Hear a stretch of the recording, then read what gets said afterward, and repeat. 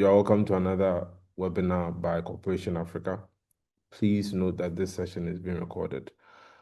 Corporation Africa encourages and supports cooperative development in Africa.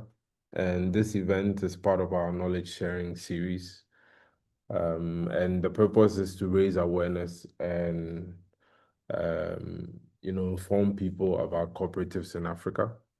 My name is Ebenezer, and I shall be moderating the session today. Please feel free to introduce yourselves in the chat, and if you have any questions, please remember to place them in the chat or in the question and answer section, which is provided. These questions will help shape our discussions after our speaker, Ansumana MP for Y, has made his presentation. The session will last for about an hour or an hour and a quarter, and our speaker will speak for about 35 minutes so that we have about 15 minutes for question and answers. I shall inform him 5 minutes before the 35 minutes is up. We have interpretation as well into French, Swahili, and Arabic. So please use the interpretation link to access the language of your choice. Before we hear our speaker today, for the benefit of those who do not know much about Corporation Africa, let me say a few words about us. We are a membership organization registered in and operating out of Ghana with members from across Africa and beyond. And we support cooperatives because as businesses owned and democratically managed by their members, cooperatives help those members to achieve higher and more secure standards of living. Cooperatives may be categorized into three broad groups: producer cooperatives, consumer cooperatives, and multi-stakeholder cooperatives. Among producer cooperatives, we can find procurement and marketing and worker cooperatives. Members of procurement cooperatives, who are usually farmers, buy their inputs together and therefore benefit from lower prices because they are buying in bulk. Members of marketing cooperatives allow then their members to sell their outputs together, thereby to also benefit from higher prices. Members of worker cooperatives own and manage their own business, sharing both decision-making and profits democratically. Among consumer cooperatives, we can find credit unions, we can find housing associations, and retail cooperatives. And with credit unions, we find that members of credit unions or savings and cooperative credit organizations, SACCOs, as they are known in most of Africa, can save and then borrow together, thereby benefiting from lower interest rates. Members of housing cooperatives own houses or blocks of flats together as a way of getting housing more cheaply. Members of retail cooperatives buy food and other groceries in bulk and sell to one another and thereby benefit from lower prices. Multi-stakeholder cooperatives combine stakeholders from one or more types of producer and cooperative consumer cooperatives. We are of the view that if Africa has more stronger cooperatives, they will better be able to provide a more secure employment and better standards of living to their members. African countries with many strong cooperatives will be less dependent on other economies because cooperatives can become large relatively quickly and will engage in producing technologically advanced goods intended first for local consumption and will be able to distribute the benefit of growth to their many members. In short, cooperatives make for a more dynamic, equitable, and independent society. We strive to promote cooperatives firstly through country research into cooperatives, followed by advocacy. Secondly, through education and training events for those wishing to set up or grow their own cooperatives. And finally, by providing finance to support cooperatives. So as part of our current activities, in addition to these webinars, we publish a monthly news digest about cooperatives in Africa. Please subscribe at our website for this news bulletin. This year, we've commissioned 4 research reports into the enabling and inhibiting factors that affect cooperative formation and development in Zambia. We recently launched research reports that we commissioned in Ghana on the same factors, enabling and inhibiting factors that affect cooperative formation and development in Ghana. These factors would talk about awareness on cooperatives, the political and legal landscape, and a range of socioeconomic factors. And finally, financial and technical support. We hope to be launching the results of this research next year. And we'll also be using these findings to do advocacy in support of cooperatives in Zambia. Next, and hopefully we'll continue doing this for other African countries as well. We welcome as members all those individuals, whether organizations or individuals, who are willing to actively help to bring about more cooperative and self-reliant Africa. Please check out our website, check out the membership section, and join us in building the kind of Africa that we want. And so to talk about our speaker, his name is Ansumana Mambu Poga Fowai. He's a public administrator and a cooperative leader, and his journey spans service in the Liberian police force, leadership in the Revolutionary United Front Party, and a 2018 presidential running mate bid. Currently, he focuses on strengthening cooperative farming through his cooperative FESCO. The Farmers Economic Solution Cooperative Union, founded in prison in response to Sierra Leone's Truth and Reconciliation, promotes farming as a tool for national self-reliance. It was registered in 2013 and it currently operates farmland in 6 districts and runs an integrated fish farm to boost food security and economic growth. Mr. Fowai's presentation will talk about FESCO's origins, its progress in cooperative farming, and practical lessons on resilience, grassroots mobilization, and sustainable agriculture. So, Mr. Fowai, if you're ready, I would like to invite you to introduce yourself and we can begin your presentation.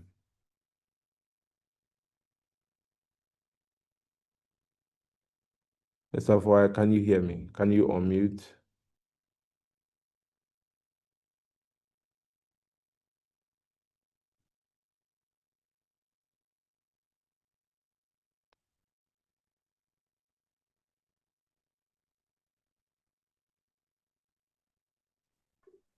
Are you? Yes, I can hear you. I can hear you. Please just give me a moment. I'll be sharing the screen shortly. Yes, so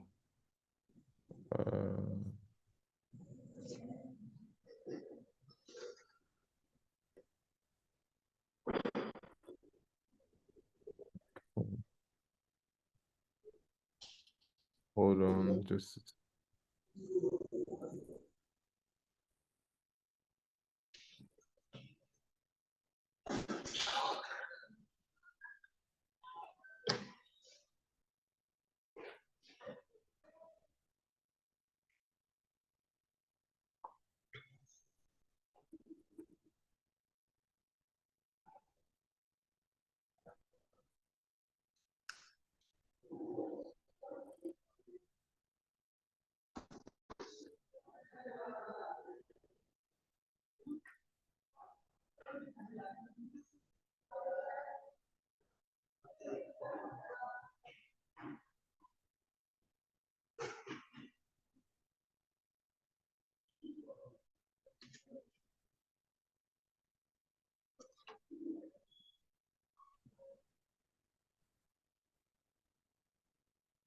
please, are you able to see my screen? Yes. Okay, so please The floor is all yours. You have 35 minutes to talk to us about your cooperative. Okay, thank you.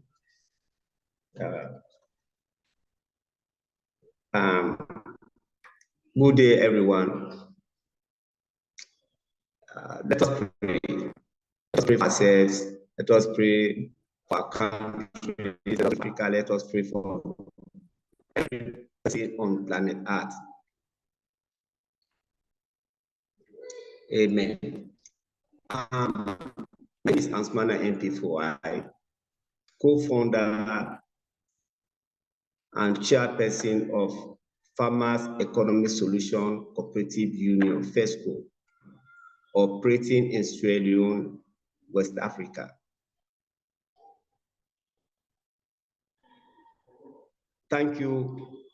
Thanks to all the members and staffs of Cooperative Africa for giving us the opportunity to represent our organization here on this educational platform.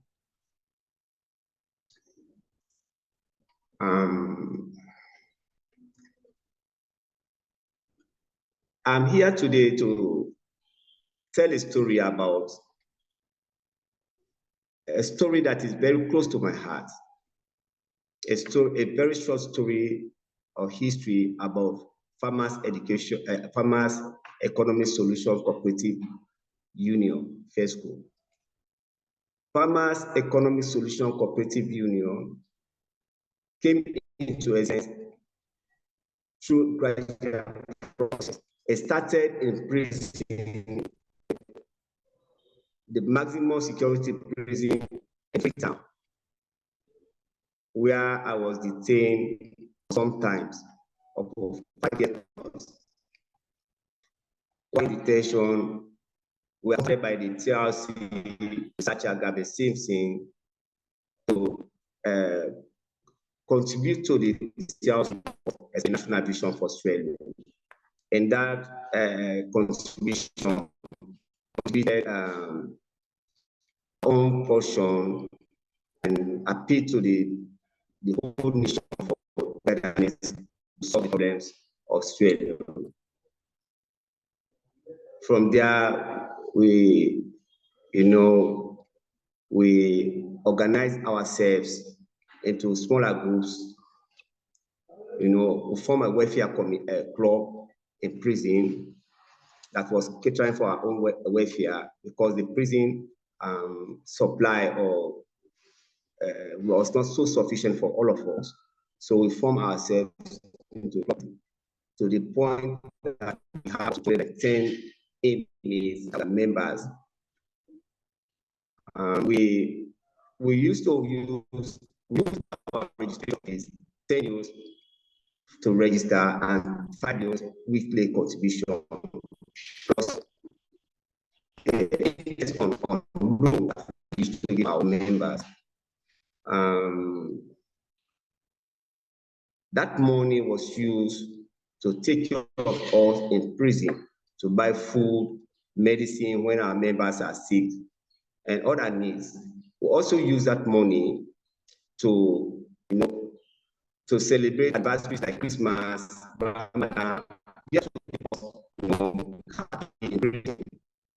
and the organization that we formed in prison, a happy family to stay in prison.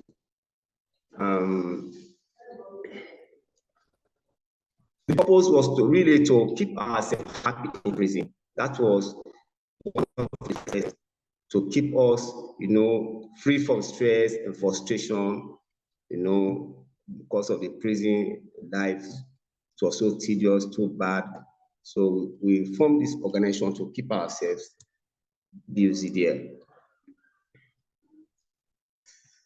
Then after 5 years, 3 months, 20 days, I was released from prison. That is August 5th, 2005, I was released. And even when I was released, the government, especially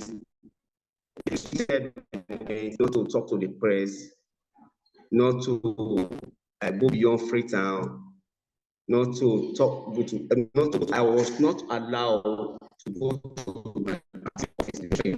I was not allowed to go, but I refused to listen to the restrictions. So I had the press conference. I told that my freedom was meaningless without the freedom of the other members in prison. And with the help of other people, Dr. Goli, Omni Goli, and Amnesty International,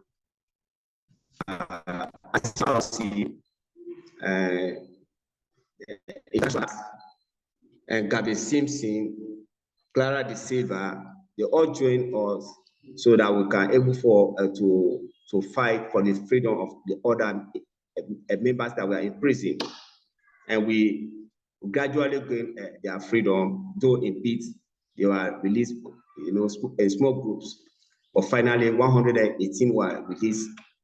That will turn our attention also to the other prisoners that were there, like the ex-servicemen who were held there for treason. We put up their matter before other groups, and they fought their way out of the prison, so they gained their freedom. After my release from prison or the political detention, the party was totally in disarray. The Revolution United Front Party was totally in disarray. The DDR Israeli was not successful. There are a lot of frustration, disappointment all over. There was this economic chaos in the country. Nothing was really working good. So most of our friends, former combatants, and former prisoners were not equipped with support to how to survive, especially outside. Prison was quite different from outside. So the effect of outside was different. So we have to step in there, talk to people. We'll start supporting small farming groups, and we set up small businesses. Not sustainable, so we decided to form and that organization really is to support the effort of people. We formed a committee and who used to fund us, really help us. And Elani Jallo, he was the chairperson. Then late Mohammed S. Jallo as the secretary. Then Samuel Lamboy, the present secretary. We form ourselves into a pioneer team and form our own organization. The organization we call Farmers Economic Solution Cooperative Union, FESCO. So, registering members all over the country, to see the cooperation. And we got other people like Johannes by Kroma, and Jibril Masako. They were very helpful financially. They were not involved in the administration of our organization, but with finance. So they start really developing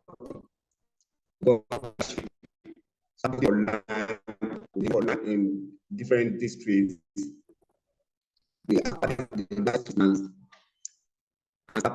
Koshi or other things. For instance, in Gambia, we've planted Koshi. Unfortunately, my colleagues, Alaji Barry died, Lamin died, and died last year. So the organization was not, functioning properly. Because as for me, I was too busy with the commitment made in our political party. So I was not engaged in the. But after the death of these three people, I decided to return to the party after the 2018 general election. So I returned to the party, to the organization, to help structure it and set up planning and other things. That we started recruiting all members. So in fact, the organization start operating.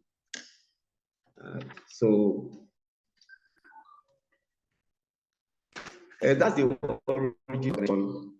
The purpose of this organization really was to set up, especially for ex-combatants, former prisoners, ex-servicemen, other marginalized groups, so that we can, find meaning, way to contribute to our own quota to development of the country.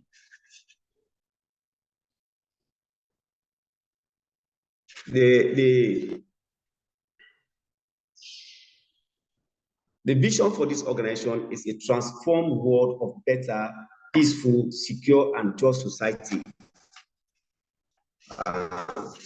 Then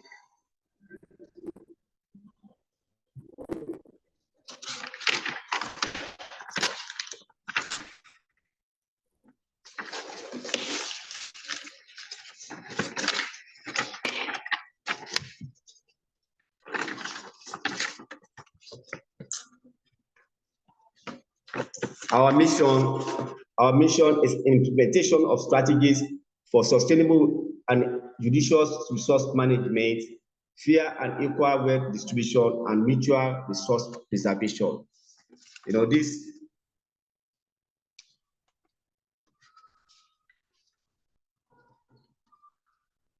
as I said, funding was really from generous people like Alhaji Barry, others. We also have political figureheads. Our operational office was given to us by Alhaji Barry at the party stage.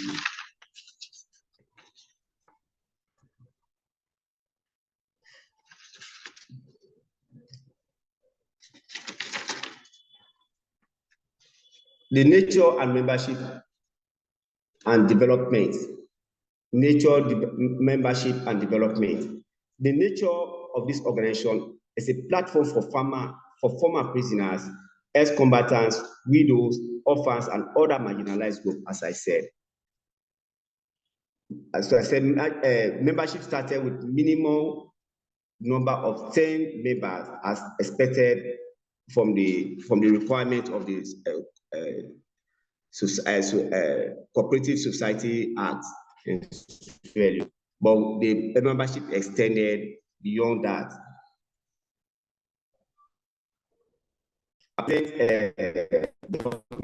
Structuring membership drives and newly initiated projects, though gradually.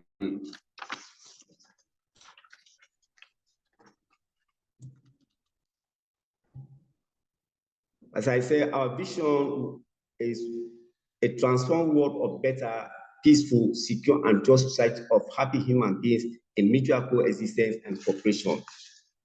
The mission of our organization is to implement strategies for sustainable resource management, fair wealth distribution, and natural resource preservation. The purpose of our organization: organize small farming groups, platform for discussion, training, and lobbying for farmers empowerment, governance, and decision making. Our organization is composed of a general body of all registered members. It is the highest decision-making body, and our decision is based on one member, one vote principle. 2, the management body. is composed of elected officers for day-to-day operations, like chairperson, secretary, treasurer, project coordinator, PRO, and deputies. 3, we have a supervisory body of respected community members for guidance and conflict resolution. 4, we have a technical advisory body for legal and technical experts guiding projects and compliance.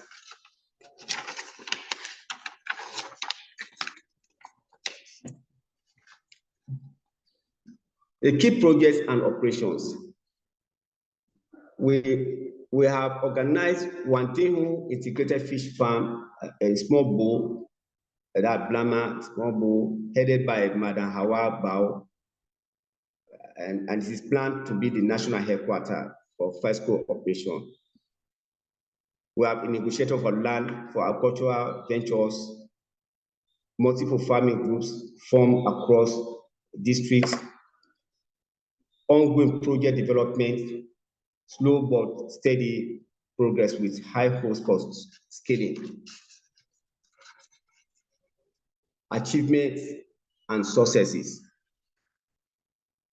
For the organization to strive, organizational and leadership is retain identity and purpose. That's one of our achievements. We try to restart membership drives and launch new after the software.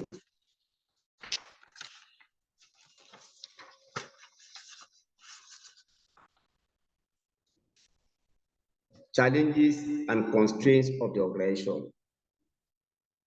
Some of our challenges involve financial constraints, limited access to credit, insufficient capital, donor dependency. 2, governance, poor leadership, capacity building, weak accountability, member participation. 3, regulatory, complex registration, weak legal enforcement, and taxation challenges. Market and infrastructure, poor market linkages, competition from large firms, price volatility, poor transport and storage.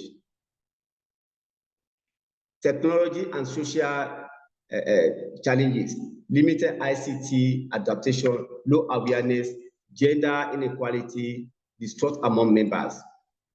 External shocks, climate change, economic instability, health crisis like Ebola, COVID-19. Strengthen interventions. Financial support, especially for imagine a cooperative like us, after going through all these things, you know, financial support, credit asset mechanism, pool funds, savings mobilization, capacity building, leadership training, financial controls, bookkeeping and record keeping. For policy and legal, advocate for simplified registration and fair tax treatment. Market and infrastructure, develop market linkages, post-harvest storage solutions, value chain partnership. Also, technology and youth, ICT for records and youth and women in leadership.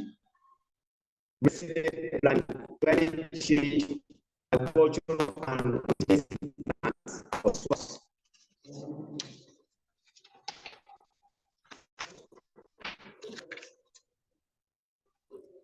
goals and future plans. Achieve food. We'll try to achieve security, you know, but that will be our own contribution we are expecting to do for our country. Environmental health, that will set the waters and other things that please not destroy everything now that we are generations that will come. Opportunity, especially Australia and other countries, especially Africa, so that we can.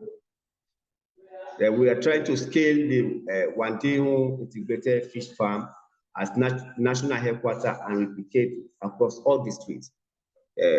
Because this is a model. What we are trying to do now in Wandeo fish farm is a model comprised of different components: farming, livestock, food, beekeeping, across trees. So if we put them on the one plot of land, that will help in the management at the same time. So develop the land. The land given to us is more member. We are also trying to increase membership, for that, to cater for different fund resources and also strengthen our governance system. During the course of all these years, we have learned a lot of things. We have learned about the power of organization. To organize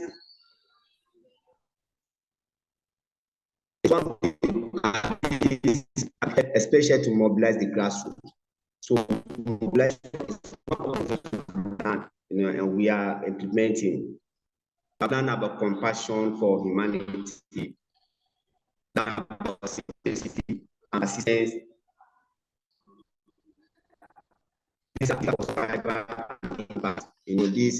These are lessons that we have learned.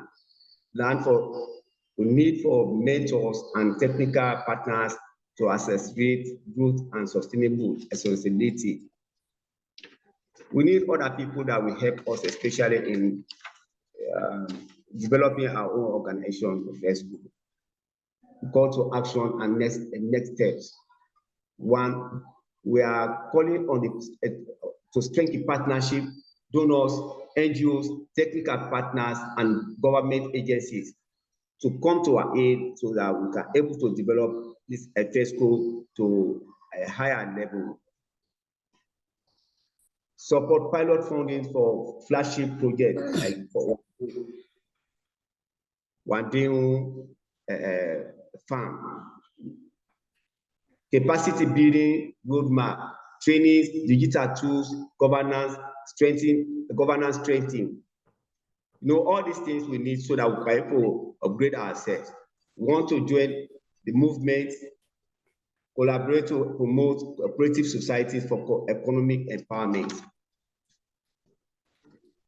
So these are some of the things we are really, really working on. Hello?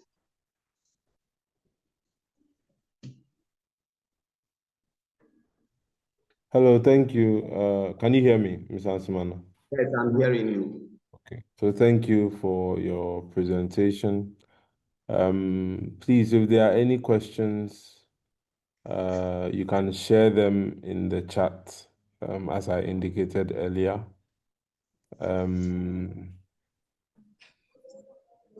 I think that for me, what I would want to start with in terms of questions is, so you said that you have Wadenhu integrated fish farm. Yes. So yes. is it a project that you've been able to implement in all the districts that you have members in, or it's like it's No, this is a model we have designed, separate, because in other districts we have this single commodities. Like for instance, we have palm oil, palm farms. We have this Cooperative. We have planted. We have planted ginger in some areas. We have planted cassava in other areas. But in one day project, we want to integrate this very complex, like I said, agriculture, crops, for vegetables, poultry, livestock. We want to integrate all these things to one land. Oh, okay. To get a sort of example, which we want to replicate this in other districts. We just don't want to depend on one crop. We want to form this integration of different body.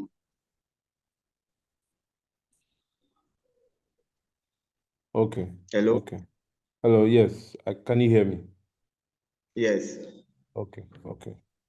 Okay. So I think the other question I also wanted to ask is, are there any enabling environments? Like, are there any policies in Sierra Leone that is currently encouraging your activities or helping like, and I don't know, enabling what you are doing? Because based on what you said, farmers' economic solution is still in its early stages, and you are looking to scale up, you are looking to expand into other districts, you are looking to even with this model move it to other regions as well.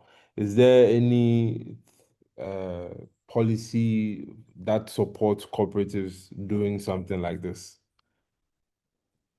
Yeah, take for we have the Cooperative Society Act as a body that helps to register all these organizations, especially the cooperatives. Where you want to form a cooperative, you go there to register. Then, apart from that, government also have bodies that are there to help to regulate and support,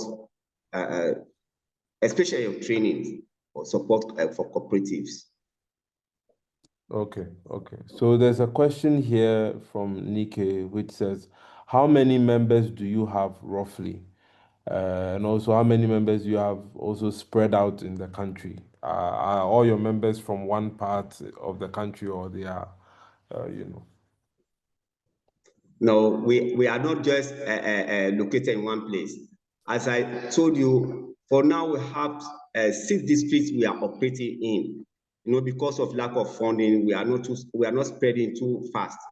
In the 5 districts, we have 7 active farming organizations. Each of these farming organizations also comprise of other members. So we are spread in the country, not in one location. Take, for instance, the Wandale farm. Wandale farm have to up to 37 membership. You see, so we are spread in the country, not only one side.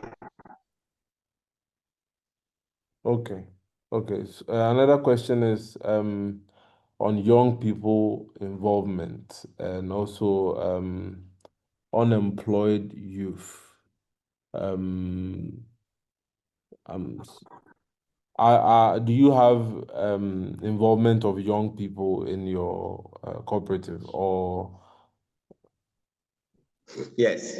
Yeah, we do have young people. In fact, is with me here now. The secretary of PESCO is here, and Samuel Lambo is here with me. He's a very young person. We have other young people, youths with us, and we also have women.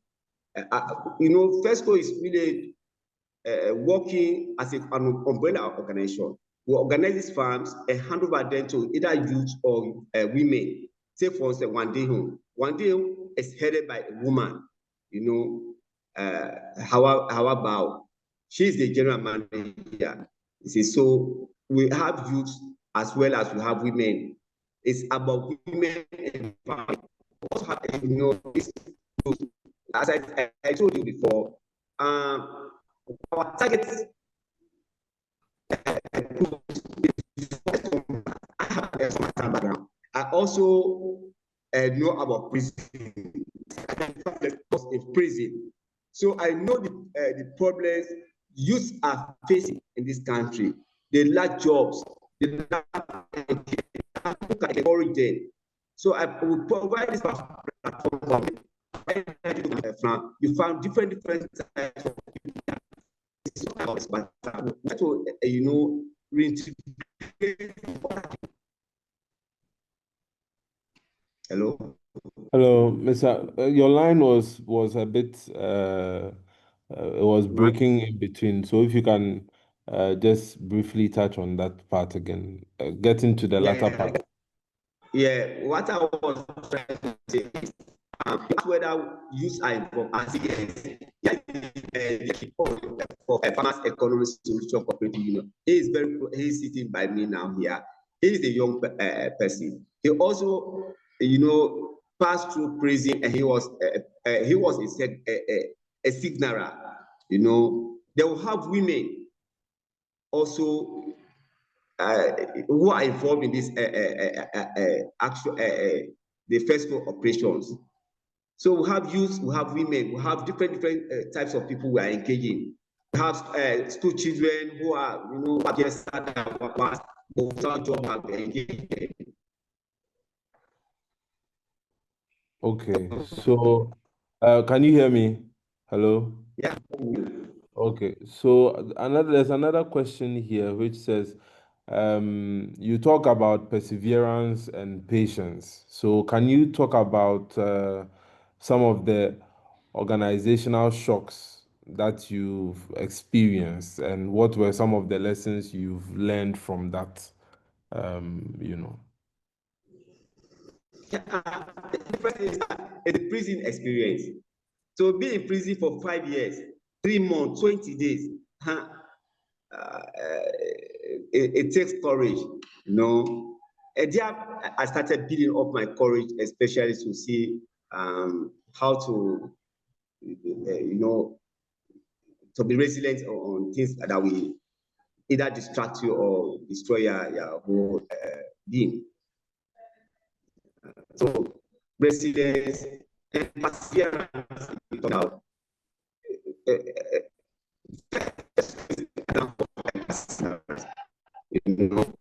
not all that we have funding because of our determination. We have that's why we are persevering. See, and we are going to continue doing it.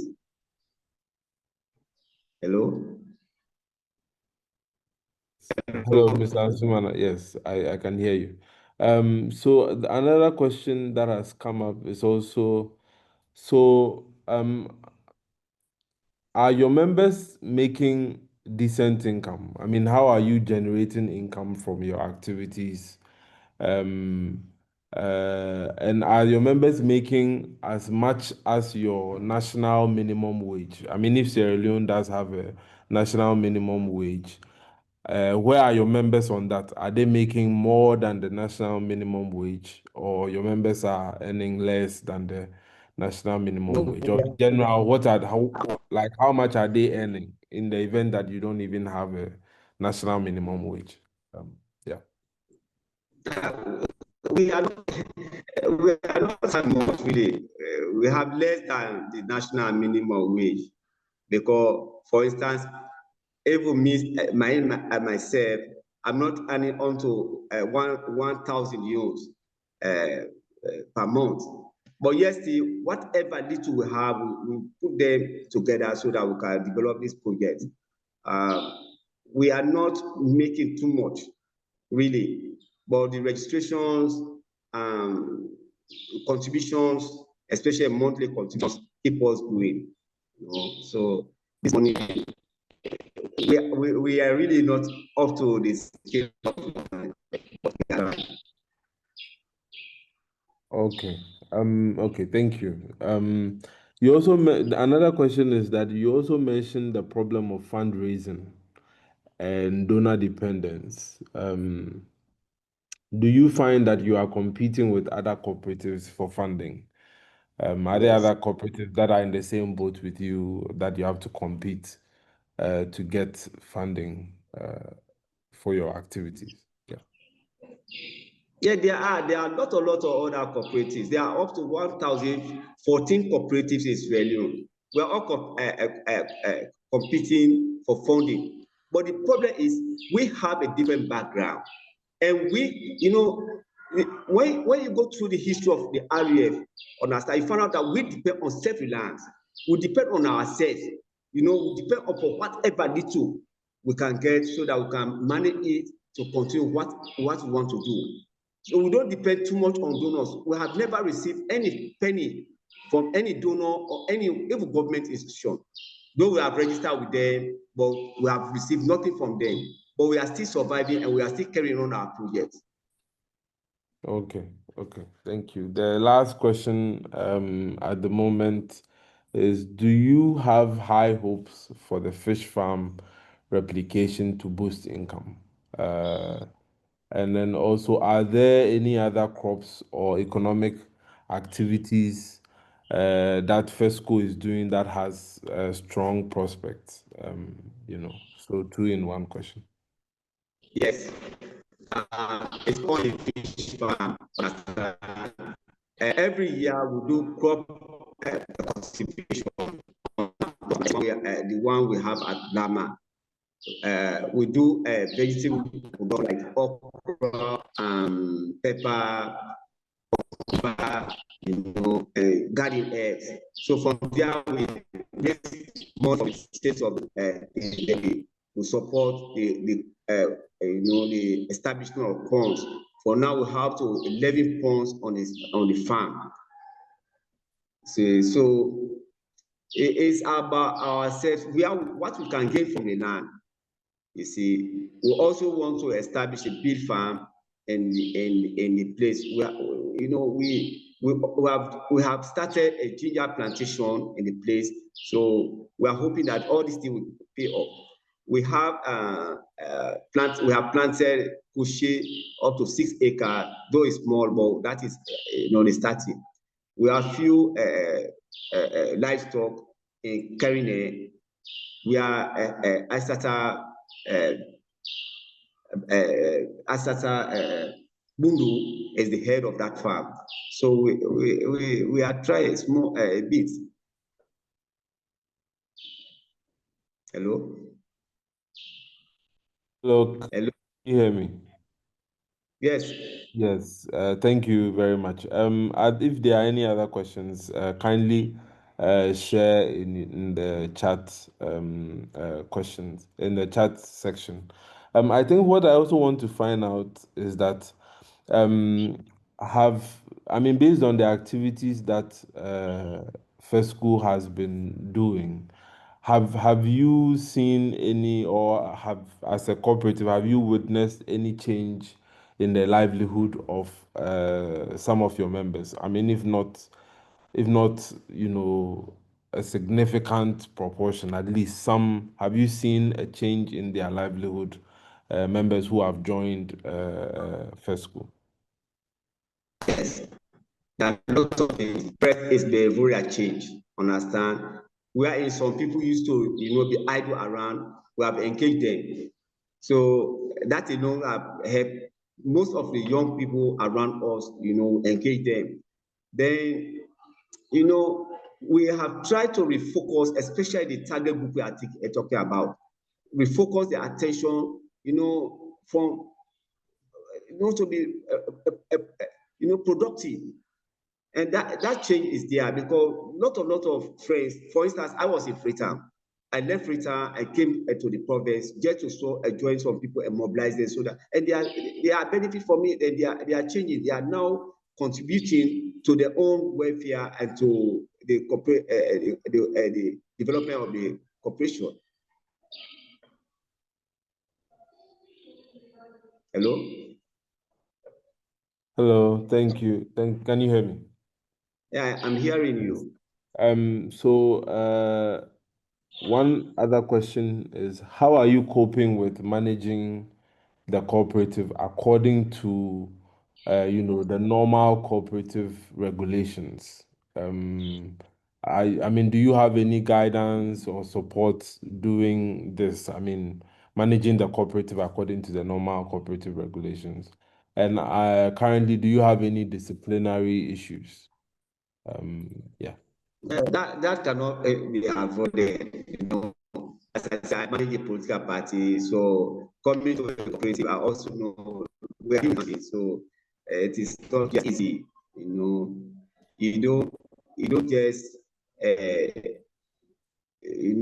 satisfy the expectation of the time. So you get some people that will like to misbehave, but you talk to them. Counseling is one of the things we employ to talk to people. To stay focused and be less dependent on either government or any other body. So it's not easy, but I have the experience with working with a political party before, so I also know now how to handle people, especially the cooperatives. Yeah, the cooperative we strive, we have hope. Yeah, there's hope. If maybe next section or like next year you hear us, or maybe we display some of our funds output to the market, especially. Okay. Okay. So I think another question I would have is for the type of cooperative that you are, I mean, you've consistently said that you are a small cooperative, your progress has been very gradual, you are still coming up. I just want to find out, currently in the state that you are in, is there any particular thing that, in terms of policy or in terms of maybe a particular intervention that you think that as a cooperative, if the government was sort of doing or implementing, would really help your activities or help what you are doing as a cooperative? Is there a particular thing or is there something that would, if maybe the government was implementing, or maybe you had a civil society that was focusing on cooperatives? Is there something that if they were doing as an intervention would go a long way to help what Sensible is Yeah, doing? government, um, for instance, very recently, the present government announced fee salon, the fee salon policy, that to see that food production is on large scale in the country. But that is just talk. When it comes to implementation, it's a different idea. You hear them pronounce something, understand? You see, go through documents, then you become, disheartening a bit to see that they are not practical. You see, that's the problem. We don't depend on them. For instance, I didn't mention about our membership with Commerce of Agribusiness. You understand? We are members, but what have we achieved? When World Bank gave money to farmers in this country, Slickard informed us about that money. Until, what government did was to set up bodies, the bodies that will take the money away, not to benefit the farmers. And that is what is happening right now. They have pronounced that they want to do feed production in the country on that scale. But what are they contributing to farmers? We register with the Ministry of Agriculture, but what have they provided for us? We provide our own tools, we provide our own, able to pay to workers, the laborers, we provide those funds. Government pronounce things, but they don't do things according to what they pronounce. That's the problem we have. They I don't know. There are other, because what we are suffering from is also other groups are suffering from it. But one thing I want to tell you is this: the intervention or the interference of politics into development is not good, because politics is a political interference into development. as long as you are not a member of a particular political party, it is difficult for you to get a share. Whether World Bank will send money for development, whatever, whether you register with them, they will ignore you. That's the problem. Hello? If I understand, yes. So if I understand you correctly, on the case of World Bank providing funding for farmers and all that, possibly an intervention that could help you would be if some of these funds were actually being put to use in terms of providing you with, let's say, providing cooperatives or organizations like yours with, let's say, fertilizer or let's say some farming equipment. Those are the things that could help. But currently, with the situation, it's more like it's all just talk, and you are not getting that kind of support. I'm just trying to situate what you said. You are right. Understand? Take for instance, government can even supply fertilizers to farmers, but on the way, that fertilizer will not reach to the farmers. Yeah, Understand? yeah, I It will not reach understand. to the farmers. Yeah, it's stuck somewhere. You see, if you don't have that political connection, for you to have access to those funds or to the either fertilizer or other implement, it will be difficult. It will Okay. be difficult. Yes. Yeah, yeah, I understand. I think for me, my last question, I don't know if there are any other questions, but my very last question would be beyond the monthly contributions, beyond what members individually contribute. Have you been able to record any significant income generation from some of your produce, some of the farms that you cultivate? Have you been able to do that? And also, in terms of pricing, what are some of the challenges you are experiencing as a cooperative, um, in terms of pricing, comparing to other farms which may not be cooperatives, maybe under other private farms or other individual farms? What are some of the price challenges or pricing challenges that you are currently experiencing? Yeah, most of our productions go to the local markets. You know, though we are really doing them jointly, but yeah, pricing is a problem because but still we are managing. We are managing because whatever price the market will offer us, we'll go with the flow. As for some of the, yeah, we have a produce. As I told you, most of the vegetables, like for instance, last year, what we produced was what, the funding we got from there, also 15 million euros. So it's what we are using now to buy tools, because most of the other things are under development. Take for instance the fish ponds. Only this coming dry season, we are expecting to stock the ponds. You see, they have been under construction for the past 1 or 2 years because of lack of food. So it was too slow. We have planted couche, and the couche is developing. So we are expecting 2 or 3 years from now, then we can start to harvest it and get something from it. Our ginger plantation really started last year, so we want to give another 1 year before we start to harvest. So it's gradual, really. Okay. So if I heard you correctly, you said that some of your produce you made up to 50, is it 15 million leon? 15 million euros last year on the vegetable production. 15 million. 15 million, yes. One Wow. five. Oh, okay, okay, okay. That's a lot of money. It's not a lot of money, a very small money in Sierra Leone. But what happened is, for us, that's a lot of money. Understand? Because we are Yeah. managing whatever we have.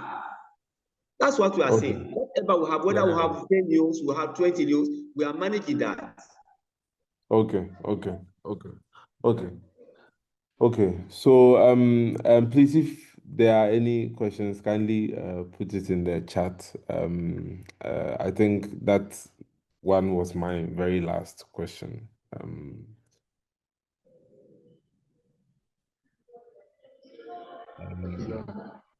No, he's calling for questions. Okay. Okay. So okay, no questions at the moment. Congratulations to you, Mr. Fawai. Very strong message of self-reliance and mobilization. This is from Nikki, congratulating you. Okay, Yes, thanks to that person. yes. Okay, so thank you very much.